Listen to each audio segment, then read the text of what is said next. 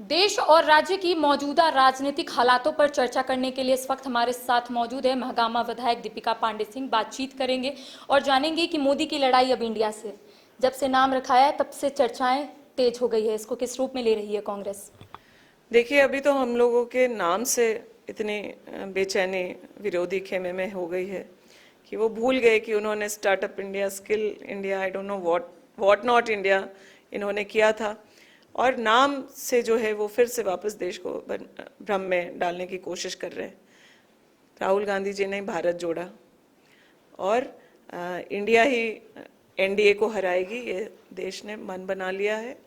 जनता आज के दिन एनडीए से परेशान है, उनके नीतियों से परेशान है, महंगाई से परेशान है, बेरोजगारी से परेशान है। और आज के दिन आप देख रहे हैं किस तरह से गृह युद्ध जैसी स्थिति छिड़ी हुई है। मणिपुर उसका एक जीता जागता एग्जाम्पल है। एनडीए कॉरपोरेट घरानों के लिए सिर्फ काम कर रही थी, इंडिया पूरे देश के एक एक लोग के लिए काम करेगा, विशेष करके उसके लिए जो अंतिम पंक्ति में खड़ा है। तो इंडिया का नाम तो अभी आपने सुना है। आने वाले दिनों में जब काम आप देखेंगे तो मुझे लगता है कि बौखलाहट जो एनडीए के खेमे में है वो और बढ़ेगा। और ये कोई मतलब लाइटर नोट पे आपसे जो बात हो गई, लेकिन ये कोई मजाक की बात नहीं है। देश आज हर मामले में एनडीए के नीतियों से, क्रियाकलाप से परेशान है और वो विकल्प के रूप में विपक्षी दलों की तरफ देख रहा है। एक बहुत मजबूत गठबंधन के साथ हम चुनाव में आएंगे और इस तानाशाह सरकार से मुक्ति दिलाने का काम करेंगे। आपको कांग्रेस का समर्थन मिल गया है, जिसको लेकर भारतीय जनता पार्टी लगातार सवाल खड़े कर रही है। उनका कहना है कि अगर अध्यादेश को लेकर कांग्रेस पहले से ही आपके साथ थी तो पहले बैठक में क्यों नहीं ये स्पष्ट कर दी? दूसरी बैठक में डील हुआ होगा, इसलिए ऐसी बातें आ रही है। भाजपा को क्यों परेशानी इतनी हो रही है? वो अपने गठबंधन को बनाने की कोशिश करें। 0 MP के जो पार्टीज उन्होंने इकट्ठे किए हैं, 40 उन्होंने नहीं किया, क्योंकि फिर उनके बारे में कहा जाता अली बाबा और 40 चोर, तो 38 पर रखा है। वैसे पार्टियों को भी उन लोग लाने का काम किया जिनका कोई चुनावी बैकग्राउंड नहीं है, परफॉर्मेंस नहीं है।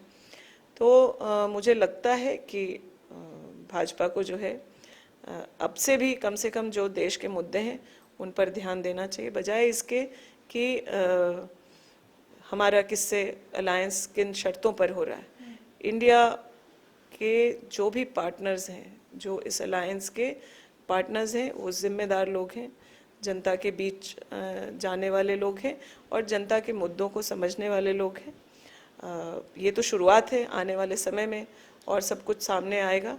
तो मुझे लगता है भाजपा ने अपने अब से ही मुझे लगता है एक तरह से हार को अपने स्वीकार कर लिया और ये बौखलाहट उनकी इसी वजह से। अच्छा, यूपीए अगर 2 कदम आगे बढ़ रही है तो बीजेपी उनके आगे है। लगातार बीजेपी का सवाल है कि सारे ठग नेता एक साथ हैं। आप लोग जो भी काम कर रहे हैं, बीजेपी आगे जाकर तमाम सवाल खड़े कर रही है। क्या आपको लगता है कि बीजेपी अब डर चुकी है? क्या आपको ऐसा लगता है? बीजेपी को सवाल करने का नहीं, अभी जवाब देने का समय है। बीजेपी के जो लोग हैं वो जो अलायंस के पार्टनर्स हैं उनके आगे नहीं, वो हमें फॉलो कर रहे हैं। जो हमारा अलायंस है उसका दूसरा बैठक था, तो इन्होंने किसी तरह से अपना कुनबा जोड़ा। अब वो अपने कुनबे को क्या कहेंगे? 38+1 जो उन्होंने दिखाया है, ये तो जिस राज्य में जाते हैं अपने अलायंस पार्टनर का नुकसान करते थे, आज खोज करके लाए हैं ताकि संख्या दिखाएं, लेकिन उन लोगों का आधार क्या है वो भी देश के सामने है। हमारा जो अलायंस है वो नीतियों पर एक साथ है, देश के लिए एक साथ है, और जिन परेशानियों में आज भाजपा ने डाला है उन परेशानियों से मुक्ति के लिए साथ है। और भाजपा के लोग जब सत्ता में बैठे हैं तो उनका काम सवाल करना नहीं, उनका जवाब देने का काम है। देश जवाब चाहती है कि आखिर क्यों बेहिसाब महंगाई बढ़ी, क्यों युवा बेरोजगार घूम रहे हैं, क्यों किसानों ने शहादत दी तब आपने काले कानून वापस लिए, क्यों मणिपुर जल रहा है, क्यों 2 समुदायों में हर जगह अलग अलग राज्यों में झगड़ा हो रहा है, क्यों महिलाओं को नंगा सड़कों पर नोचा खसोटा जा रहा है। भाजपा इसका जवाब दे, बजाय ये पूछने के लिए कि आखिर हमारे गठबंधन की मजबूती क्यों और किस वजह से।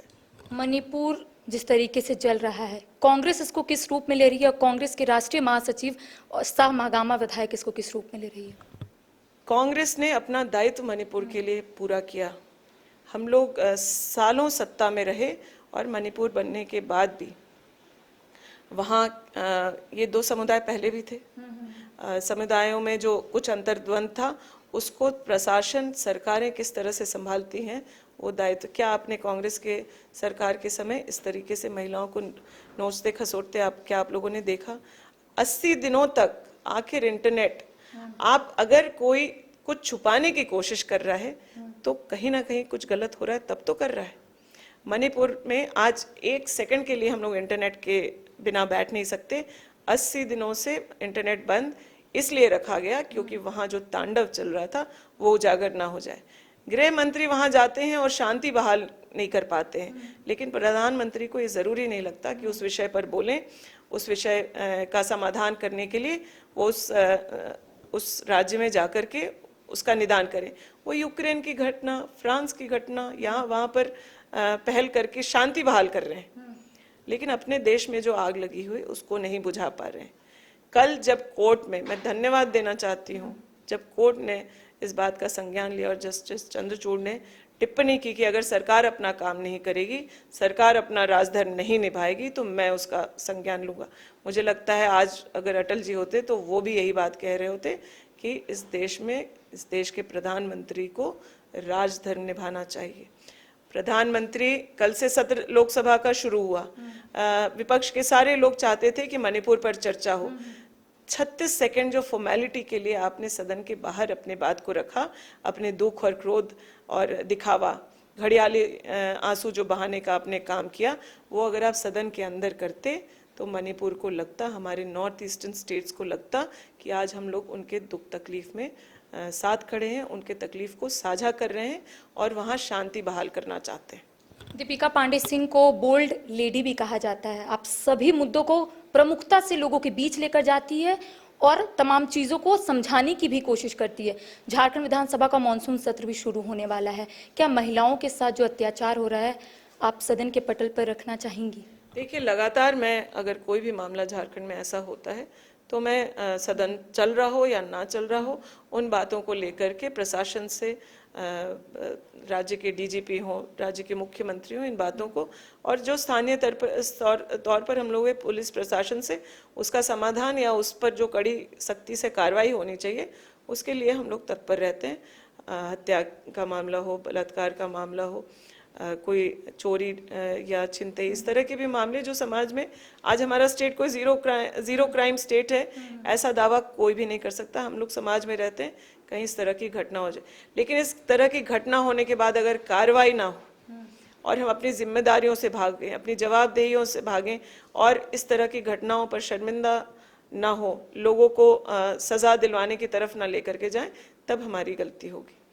कोई ऐसा मामला होता है मैं मुखर होकर के उठाती हूँ और आगे भी उठाऊंगी। तो इस वक्त हमारे साथ मौजूद थी महागामा विधायक दीपिका पांडे सिंह। तमाम लोग इन्हें बोल्ड लेडी भी कहते हैं, क्योंकि लगातार प्रमुखता से लोगों के बीच अपनी बातों को लेकर जाती है।